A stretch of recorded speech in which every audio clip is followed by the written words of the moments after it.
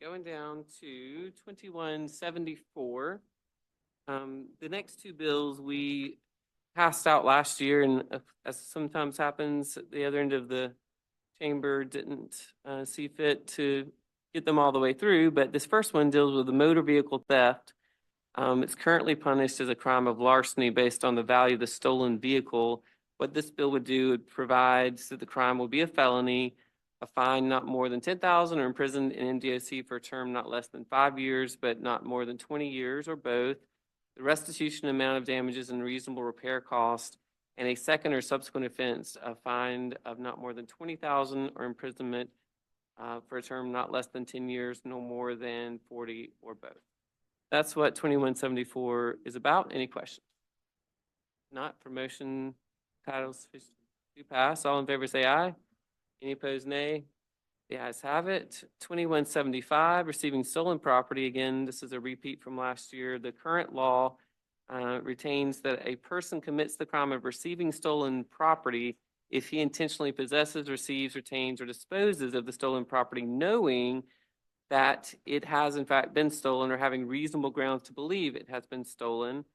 The stolen motor vehicle has historically been included in definition of stolen property, but the prosecutors sometimes have a hard time proving the value of the vehicle.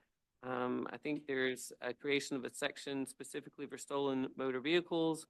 The fine is, or the punishment, not less than 5 years, not more than 20 years, and or a fine of not more than 10,000 or both. And it places a minimum sentence on possession of stolen property of over $25,000 in value, not less than 5 years, no more than 20 years, or a fine of not more than 10,000 or both. Okay. I may have reversed the bill numbers. Maybe. Okay. Any questions about this one? If not, for motion. You've heard the motion. Titles do pass. All in favor say aye. Any opposed, nay? I wanted to ask Marty Milstead. I mean, the reason he was so patiently waiting is I think we've recently had some evidence of some of these crimes being more pronounced or prevalent in our area. Would you mind just telling us from the automobile dealer's perspective, is this something that's happening more and more or not?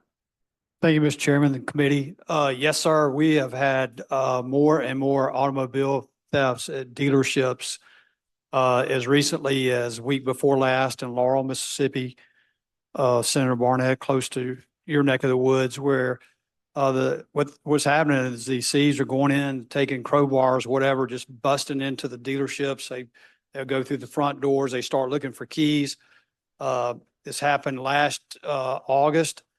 One night in Brookhaven at a Chevy dealership, the next night in Vicksburg, and then they went back to Paul Barnett Nissan in Brookhaven.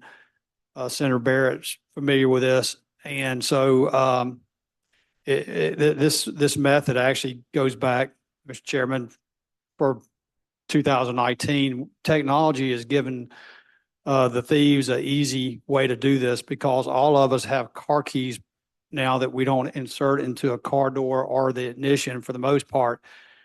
So they go and find as many keys as they can. They dump them in a pile, literally start going through them, clicking the button. So the lights come on a Dodge Charger. Bam, that's it. So then they have, that these are planned out. A lot of times they have the wire cutters to cut a big chain. Dealers are obviously trying to take whatever mitigation efforts they can to stop this, but it's truly a problem, and I won't bore the committee with it, but I have a whole stack of notices we send out to our membership because it seems like when it happens, they go back, and this last year was 3 nights in a row. We had Homeland Security, text Commissioner Tyndall, and on it. So it's a real problem out there, not to mention the individual car thefts that are going on, such as our Lieutenant Governor. So thank you, Mr. Chairman. I appreciate your patience. I know you've been to a couple of our meetings, and we appreciate you hanging with us. Oh, always informative here. Yes.